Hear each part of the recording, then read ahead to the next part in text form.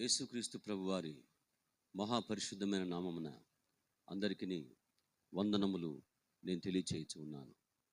దేవుని వాక్యమును మనము ధ్యానం చేసే ముందు చిన్న ప్రార్థన మనం చేసుకుందాం.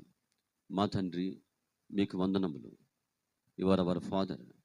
మాతో మాట్లాడేవాడు.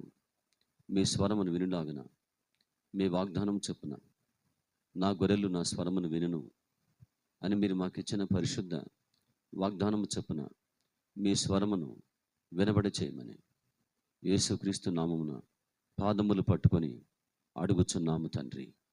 ఆమెన్.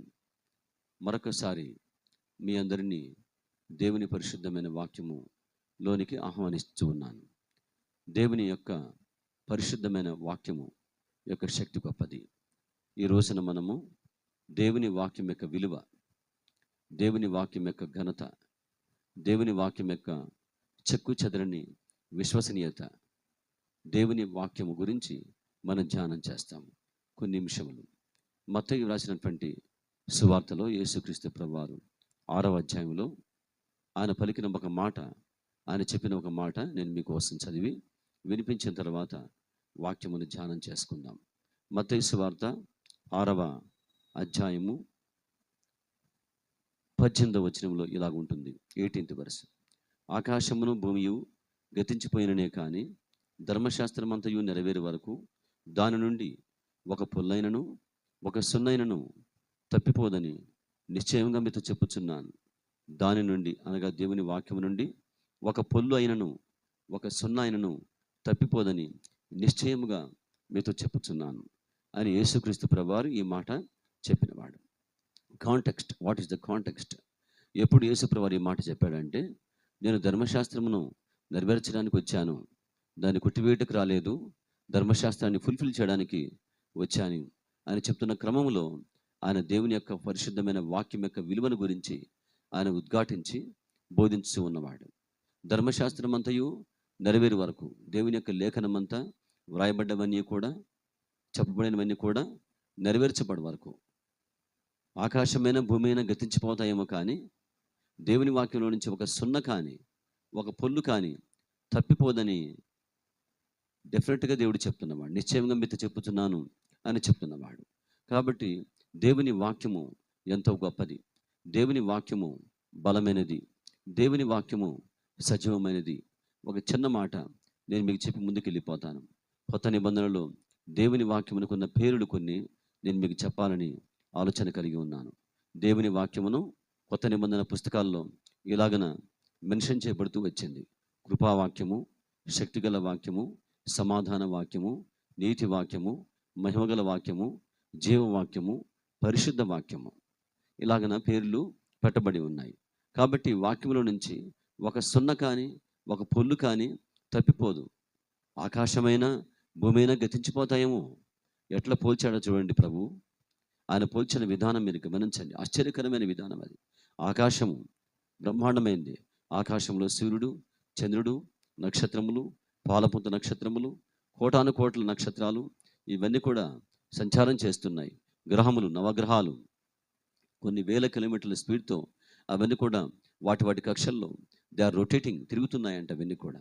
ఇలాంటి బ్రహ్మాండమైనటువంటి ఆకాశమైన లేకపోతే భూమి అయినా, భూమి మీద సముద్రములు, నదులు, భూమిలో నుంచి క్రూడ్ ఆయిల్ తీస్తున్నారు కదా, ఆయిల్ తీస్తున్నారు, బంగారం తీస్తున్నారు, రకరకాల కదా, అవన్నీ కూడా గనులు ఎన్నో. ఇలాంటి మహాభయంకరమైన భూమి అది ఏదైనా కానివ్వండి, ఆకాశమైనా అది బ్రహ్మాండమైంది, భూమి బ్రహ్మాండమైంది. అవైనా గతించిపోతాయేమో, అవైనా లేకుండా పోతాయేమో, కానీ దేవుని యొక్క వాక్యంలో నుంచి ఒక సున్న కానీ, వాక్యంలో నుంచి ఒక పదము కాదు. యేసయ్య చెప్పిన విషయం యాజ్ ఎ బిలీవర్స్గా మనం గమనించాలి. వాక్యంను ప్రేమించేటువంటి వారుగా వాక్యంలో నుంచి ఒక పదం కాదు, ఒక సున్న కానీ పొల్లు కానీ తప్పిపోదని నిశ్చయముగా ఆయన చెప్తున్నవాడు.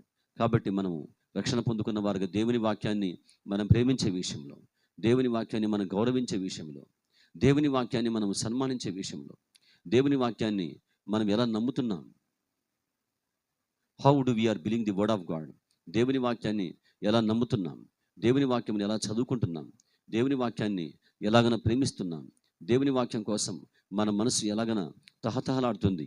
బైబిల్లో ఉంది కదా, దుప్పి నీటి వాగుల కొరకు ఆశపడినట్లు దేవా నా ప్రాణము నీ కొరకు ఆశపడుచున్నది. దుప్పి వలె మనము కూడా దేవుని పరిశుద్ధమైన వాక్యం దగ్గరికి వెళ్ళిపోయి వాక్యమును మనం చదువుకోవటం, వాక్యమును పఠించటం, అందుకోసం మన మనసు ఎలాగన ఇష్టపడుతుంది. మన జీవితాన్ని ఒకసారి మనం దేవుని యొక్క పరిశుద్ధమైన వాక్యము మనకిచ్చేటువంటి ఆ వెలుగులో ఎగ్జామిన్ చేసుకోవటం. It is so good for us. ఎందుకొరకంటే ఇలాంటి వాక్యము సున్న కానీ పొల్లు కానీ తప్పిపోని వాక్యము. సైతానుడు దేవుని వాక్యమును మన చేత డౌట్ చేయిస్తాడు. సైతానుడు దేవుని వాక్యమును మన చేత డౌట్ చేయిస్తాడు. ఇది నిజమా? ఈ వాక్యం నమ్మవచ్చా? ఈ వాక్యమును అంగీకరించవచ్చా? ఈ వాక్యం జరుగుతుందా? దేవుడిచ్చిన వాగ్దానము జరుగుతుందా? నీ సంగతులు ఇట్లా ఉన్నాయి కదా, నీ సమస్యలు ఇట్లా ఉన్నాయి కదా, నీకున్న బాధలు పరిష్కరించబడినవిగా ఉన్నవి కదా, పరిష్కరించబడనివిగా, పరిష్కరించలేనివిగా ఉన్నవి కదా, అసాధ్యములుగా ఉన్నవి కదా. కాబట్టి ఇలాంటి వాటి మధ్య ఈ వాక్యం జరుగుతుందా అనే బలీయమైన అపనమ్మకాన్ని కలిగించేటువంటి వాడు సైతానుడు. Satan is so intelligent, so intelligent, చాలా తెలివి కలిగిన వాడని మనకు బైబిల్లో మనకు అర్థమవుతుంది. దేవుడు అటువంటి వరములు అతనికి అప్పగించాడు. సరే, వాడుకున్న శక్తిని బట్టి దేవుని వాక్యాన్ని మనం డౌట్ చేయలాగిన, అనుమానించలాగిన శత విధముల వాడు ప్రయత్నం చేస్తూనే ఉంటాడు. ఒక భక్తుడు ఇలా అన్నాడు. సిద్దిపేట ప్రకాష్ గారని దేవుని సేవకుడు సైతాను గురించి మాట్లాడుతూ, సాతాను నీకు కనబడడు కానీ నిన్ను కనిపెడుతూ ఉంటాడు. సాతాను నీకు కనబడడు కానీ నిన్ను కనిపెడుతూ ఉంటాడు. That is Satan. కాబట్టి రక్షణ పొందుకున్న వారుగా దేవుని వాక్యమును నమ్మే విషయంలో వితౌట్ ఎనీ డౌట్, అనుమానం లేకుండా, సందేహం లేకుండా. అందుకే యేసుక్రీస్తు ప్రభువారు కూడా లూకా సువార్త 12వ అధ్యాయంలో మాట్లాడతాడు. అనుమానం కలిగి ఉండకుడి. Do not have doubt. ఆయన గురించి, ఆయన వాక్యం గురించి మనకు అనుమానము అవసరం లేదు, తిరుగు లేదు. వాక్యంలో నుంచి సున్న కానీ పొల్లు కానీ తప్పిపోదు. అటువంటి తప్పిపోని, ఫెయిల్ కానీ, ఏమాత్రం కూడా నాశనము కాని పరిశుద్ధమైన వాక్యాన్ని మనము కలిగి ఉన్నామని యేసయ్య అద్భుతంగా మన విశ్వాసాన్ని బలపరుస్తున్నవాడు.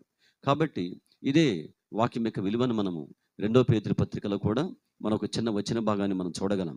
వాక్యం యొక్క శక్తిని, ఎందుకు వాక్యమును ఇంత బలంగా నమ్మవచ్చు, వాక్యంలో నుంచి ఒక సున్న కానీ పొల్లు కానీ తప్పిపోదని మనం ఏ విధంగా మనము చెప్పగలమని దేవుని యొక్క వాక్యములో మనం చూసినప్పుడు పేతురు మహాభక్తుడు కూడా, ఆయన కూడా ఒక మాట చెప్తున్నవాడు. దాన్ని కూడా మీకోసం నేను ఆధారముగా చదివి వినిపించి మన విశ్వాసం బలపరుచుకున్నటకు సహాయము దేవుని వాక్యం ద్వారా మనం పొందుకున్నాం. 2వ పేతురు పత్రిక 3వ అధ్యాయంలో 5, 6, 7 వచ్చిన భాగాలు ఇలాగన వ్రాయబడి ఉన్నాయి. నేను మీకోసం వాటిని ఐఎమ్ రీడింగ్ దట్. ఏలయనగా పూర్వం నుండి ఆకాశమండననియు, నీళ్ళలో నుండి, నీళ్ళ వలనను సమకూర్చబడిన భూమియు దేవుని వాక్యం వలన కలిగిననియు వారు బుద్ధిపూర్వకంగా మరతురు. ఆ నీళ్ళ వలన అప్పుడు ఉన్న లోకము నీటి వరదలో మునిగి నశించను.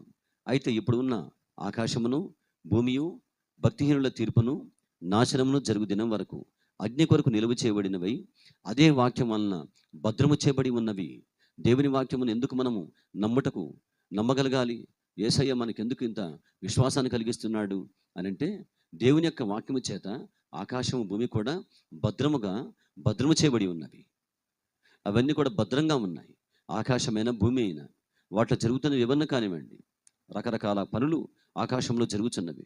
నవగ్రహాలు తిరుగుతున్నాయి. ఇందాక మీకు చెప్పాను, 1000 కిలోమీటర్ల స్పీడ్తో తిరుగుతున్నాయి. అవన్నీ కూడా భూమి తన చుట్టూ తాను తిరుగుతూ ఉంది. తన చుట్టూ భూమి తిరుగుతూ ఉంది. ఇవన్నీ కూడా అసలు దేవుని వాక్యం చేత భద్రంగా ఉన్నాయంట. దేవుని వాక్యం చేత భద్రంగా ఉన్నాయి. అందుకని యేసయ్య అన్నాడు, సున్న కానీ పొల్లు కానీ వాక్యం తప్పిపోదు. ఇలాంటి బ్రహ్మాండమైన యూనివర్స్ని, ఈ క్రియేషన్ మొత్తాన్ని దేవుని వాక్యము వాటిని బంధించి భద్రముగా ఉంచింది. అలాంటి వాక్యము మళ్ళీ భద్రంగా ఉంచలేదా? ఆకాశమును భూమిని అవన్నీ గతించిపోతాయని చెప్పాడు. అవన్నీ కూడా ఉండవు. యేసుక్రీస్తు ప్రభువారు 2వ రాకడలో ఈ భూమి మీదకి వచ్చినప్పుడు ఆకాశములు, పంచభూతములు అవన్నీ కూడా అగ్ని చేత రవులుకుంటాయంట. మహావేండ్రముతో రవులుకొని కాలిపోతాయి. బాగా ఎండిపోయిన పేపర్ కొంచెం మనం అట్లాగన నిప్పు అంటించగానే ఎలాగన పలపల కాలిపోతుందో, ఈ ప్రపంచమంతా కూడా, విశ్వమంతా కూడా పంచభూతములు మహావేండ్రముతో, మనం చదువుకున్న వచ్చిన భాగంలో కిందకి వెళ్తే కనుక 2వ పేతురు పత్రికలో అవన్నీ కూడా పరిశుద్ధాత్మ దేవుని బలం చేత పేతురు గారు ఆశ్చర్యకరంగా రాసుకుంటూ వచ్చాడు.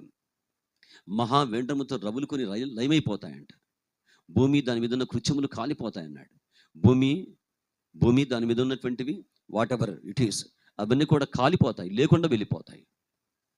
లేకుండా వెళ్ళిపోతున్న వాటిని, నా పాయింట్ ఈ చోట మీరు గమనించండి, విశ్వాసులుగా కనిపించకుండా వెళ్ళిపోయేటువంటివి, లేకుండా వెళ్ళిపోతున్న వాటిని వాక్యము భద్రముగా ఉంచగలిగితే, వాక్యం ఆ రోజు వరకు భద్రముగా, ఆ దినం వరకు భద్రముగా ఉంచగలిగితే, నిన్ను నన్ను కూడా దేవుని పరిశుద్ధమైన వాక్యము అది నెరవేర్చబడి మన జీవితాన్ని భద్రంగా ఉంచలేదా?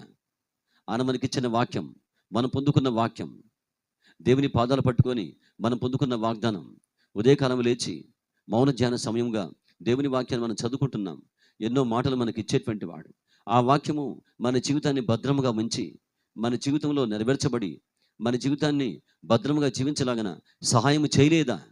ఖచ్చితంగా తిరుగు లేకుండా దేవుని వాక్యం సహాయం చేస్తుంది. కాబట్టి రక్షణ పొందుకున్న మనము ఆయన పరిశుద్ధమైన వాక్యమును మనం బలముగా నమ్మటం, వాక్యమును స్వీకరించటం, వాక్యమును అంగీకరించటం, వాక్యమును మనము వినాలి, వాక్యమును నమ్మాలి, వాక్యమును మనము స్వీకరించాలి, వాక్యమును పరిపూర్ణంగా స్వీకరించాలి. దేవుని వాక్యము నమ్మదగినదియు పూర్ణాంగీకారమునకు యోగ్యమైనది ఉన్నది అని పౌలు గారు చెప్తున్నవాడు. తిమోతికి రాస్తూ దేవుని వాక్యము నమ్మదగినదియు, ఇట్ ఈస్ బిలీవబుల్, అది నమ్మతగినది. దేవుని యొక్క వాక్యం నమ్మతగిన వాక్యం. ఏ సమయమైనా, ఏ సందర్భమైనా, ఎలాంటి సమస్యలు ఉన్నప్పటికీ ఆయన మనకు వాక్యం ఇస్తాడు. ఆయన ఇచ్చిన వాక్యము నమ్మతగినదియు పూర్ణాంగీకారమునకు, మనం పరిపూర్ణంగా తిరుగు లేకుండా, సందేహం లేకుండా, అనుమానం లేకుండా దేవుని వాక్యమును మనం పరిపూర్ణముగా అంగీకరించుటకు అది యోగ్యమైనది ఉన్నది, అది సూటబుల్, దట్ ఈస్ వర్తి అని మనం దేవుని వాక్యం చేత బోధించబడుతున్నాం. కాబట్టి యేసుక్రీస్తు ప్రభువాని రక్షకుడిగా స్వీకరించిన వారుగా మన వాక్య ధ్యాన సమయాలు ఎలాగున్నాయి? దేవుని వాక్యాన్ని మనము లేచి లేవగానే మేము రక్షణ పొందుకున్న కొత్తలో, మేము స్టూడెంట్స్గా ఉన్నప్పుడు, నేను 10th క్లాస్లో యేసుక్రీస్తు ప్రభువారిని నా స్వంత రక్షకుడిగా స్వీకరించాను. ఆ తర్వాత డిప్లొమా మేము చేస్తున్నప్పుడు మాకు వాక్యం చెప్పేటువంటి కొంతమంది అన్నలు, వారు చెప్పేటువంటి వారు, మాకు లేచి లేవగానే క్వైట్ టైం చేసుకోవాలి, నిద్ర లేచి లేవగానే క్వైట్ టైం, మౌన ధ్యాన సమయం మీరు వెంటనే జరిగించుకోవాలి అనగా, లేచి లేవగానే బైబిల్ని పట్టుకొని, పెన్ తీసుకొని, బుక్ తీసుకొని, బైబిల్ తీసుకొని ఆయన దగ్గర మోకాళ్ళు ఉంచిన వారమై దేవుని వాక్యం కోసం మీరు కనిపెట్టి చదువుకోవాలి. ఎందుకోసమంటే వారు ఒక మాట చెప్పిన వారు, God is waiting for you. మీరు లేవకముందే దేవుడు వెయిట్ చేస్తుంటాడు మీ కొరకు. ఎంత ఆశ్చర్యకరమైన విషయం. ఈ మాట నాకు వారు చెప్పి 25 ఇయర్స్ అయిపోయింది. స్టిల్ ఆ మాట, వాక్యము ఒకవేళ గనక ఆలస్యమైనప్పటికీ, లేకపోతే రోజు వాక్యం చదువుకుంటున్నప్పటికీ ఆ మాటలు రిమెంబర్లోనికి వస్తూ ఉంటాయి, జ్ఞాపకంలోనికి వస్తూ ఉంటాయి ఆ మాటలన్నీ కూడా. God is waiting. ఆయన మన కోసం వెయిట్ చేస్తున్నాడు. ఆయన దగ్గర మనం కూర్చుంటామని, వాక్యమును చదువుకుంటామని, వాక్యమును ధ్యానం చేసుకుంటామని, మనకు వాక్యం ఇద్దామని, ఆ రోజు కోసం వాక్యమునిచ్చి నడిపిద్దామని, దినం ప్రారంభం కాకముందే ఆయన పాదముల చెంతకు మనం వెళ్ళాలి. ఆ రోజు ఎన్నో వాటిలకు మనం వెళ్ళబోతున్నాం, ఏవో సంభవించబోతున్నాయి, మనం ఏదో పని చేయబోతున్నాం, వాట్ ఎవర్ ఇట్ ఈస్. ఎంతోమంది మనం కలవబోతున్నారు, మనం కూడా వేరే వారి దగ్గరికి పోబోతున్నాం. రకరకాల విషయాలు మనం ఎదుర్కొంటూ ఉంటాం. వాటి కోసం ఆశ్చర్యకరంగా దేవుడు అవన్నీ ముందుగానే ఎరిగిన వాడు గనక ఆయన తన వాక్యం చేత మనల్ని ప్రిపేర్ చేసుకుంటాడు. God will prepare us with the word of God for the coming day. ఆ కలగబోతున్న దినము, ఆ రాబోతున్న దినము కోసం వాక్యం చేత మనం ప్రిపేర్ అవుతాం. ఎంత అద్భుతమైన విషయం. కాబట్టి బిలీవర్స్గా దేవుని వాక్యధ్యాన సమయాలు ఎలా ఉన్నాయి? ప్రభుత్వం మన వాక్యధ్యాన సమయాలు అర్థవంతంగా ఉన్నాయా? తూతు మంత్రంగా ఉన్నాయా? ఏదో వెళ్ళిపోవాలి కాబట్టి చదువుకోవాలి అని మనం అలా కూర్చొని చదువుకుంటూ మనము క్షణములు నిమిషములు లేచి వెళ్ళిపోతున్నామా? కాదు. We have to give sufficient time to God. ఆయన దేవుడు, మహాదేవుడు, మహాగణుడు. ఆయనే మన ముందు వాక్యమును బోధిద్దామని, వాక్యమును చెప్దామని, వాక్యమును ఇద్దామని, వాక్యమును మనకు అర్థమవులాగా ఆయన మాట్లాడదామని ఆయన మన ఎదుట కూర్చున్నప్పుడు, మన మనుషులం, మట్టివారం, మనం మన్ను అయిపోతున్న వారం. We are from dust and we are going to be dust. మనం మన్ను అయి ఉన్నాం, మన్ను కాబోతున్న వారం. మనం ఎలాగ దేవునికి సమయాన్ని మనం ఇచ్చి పాదముల చెంత నెమ్మదిగా నెమ్మలముగా మనం కూర్చున్న వారమై, ప్రభువా దర్శించండి, ప్రభువా మాట్లాడండి, lord speak to me, lord make me to understand your word. మీ వాక్యం అర్థం చేసుకునే శక్తిని నాకు ఇవ్వండి ప్రభువా అని ఆయన పాదముల మీద పడి మన వాక్య జ్ఞానాన్ని మనం అర్థవంతంగా మనం మార్చుకోవాలి.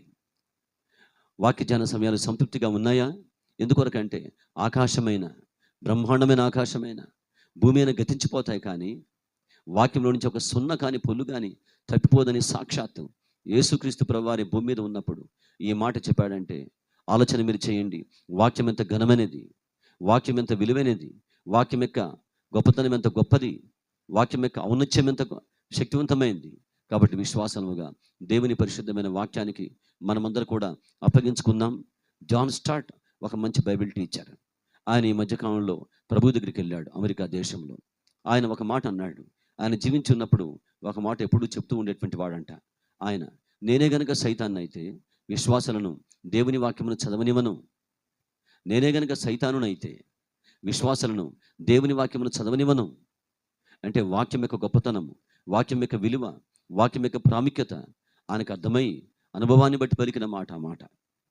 వాక్యం దగ్గరికి రానివ్వనని. కాబట్టి వాక్యం దగ్గరికి మనం మరలా వెళ్ళటం. అందుకే దేవుని వాక్యంలో మనం చూస్తున్నాం కదా, కీర్తనల గ్రంథము 1వ కీర్తన ఏంటి? దివారాత్రములు దాన్ని ధ్యానించేవాడు. దివారాత్రములు మనము ధ్యానించలేకపోతున్నాం. కొంతమంది ధ్యానిస్తూ ఉన్నారు, కొంతమందికి అవకాశం ఉన్నప్పటికీ ధ్యానించలేకపోతున్నారు, కొంతమందికి అవకాశం లేక ధ్యానించలేకపోవచ్చు. కానీ ఆయన చెప్పిన మాట మనం పట్టించుకోవాలి. అంత ప్రాముఖ్యమైన మాట, మనం ఖచ్చితంగా విలువను ఇవ్వవలసిన మాట. సమయాన్ని మనం ఇచ్చి దేవుని వాక్యాన్ని దివారాత్రములు మనము ధ్యానించబద్ధులమై ఉన్నామని దేవుని చేత బోధించబడుతున్నాం. కాబట్టి రక్షణ పొందుకున్న వ్యక్తిగా, దేవుని కుమార్తెవుగా, దేవుని కుమారుడుగా ఆయన మనకిచ్చిన మాట సున్న కానీ పొల్లు కానీ తప్పిపోదని చెప్తున్నవాడు. కాబట్టి నిరాశపడవద్దు. దేవుని వాక్యం వాక్యమే. వాక్యం ఓడిపోదు, వాక్యము నాశనము కాదు. ప్రపంచమునే బంధించి భద్రంగా ఉంచిన వాక్యం నీ జీవితాన్ని అది భద్రముగా ఉంచలేదా? నీ జీవితంలో నెరవేర్చబడి ఖచ్చితంగా జరిగి తీర్చబడి జీవితాన్ని భద్రంగా ముందుకు కొనసాగించలాగన వాక్యము చేయలేదా? నువ్వు భద్రంగా ఏమి చేయాలో వాటిని కూడా చేయలాగన దేవుని వాక్యం నీకు బలమునివ్వలేదా? ఖచ్చితంగా తిరుగు లేకుండా దేవుని వాక్యం నీకు ఇస్తుంది. God's word will give you the power. ఆ శక్తి నీకు ఇవ్వగలదు. కాబట్టి ఆయనకు అప్పగించుకుందాం. దేవునితో మనకున్న పరిశుద్ధమైన వాక్య ధ్యాన సమయాన్ని అర్థవంతంగా, ఎంతో ప్రభావవంతంగా మనమందరూ కూడా మార్చుకుందుము గాక. చిన్న ప్రార్థన మనం చేసుకుందాం. వందనములు తండ్రి, మీకు స్తుతులు. మీ వాక్యం ఎంత గొప్పది దేవా, మీ వాక్యం ఎంత గొప్పది. ఇంత బ్రహ్మాండమైన ఆకాశమైన భూమి అయినా గతించిపోతాయి, లేకుండా పోతాయి. కానీ మీ వాక్యం నుంచి ఒక సున్న కానీ పొల్లు కానీ తప్పిపోదని నిశ్చయముగా ఈ భూమి మీద ఉన్నప్పుడు మీరు చెప్పి ఉన్నారు.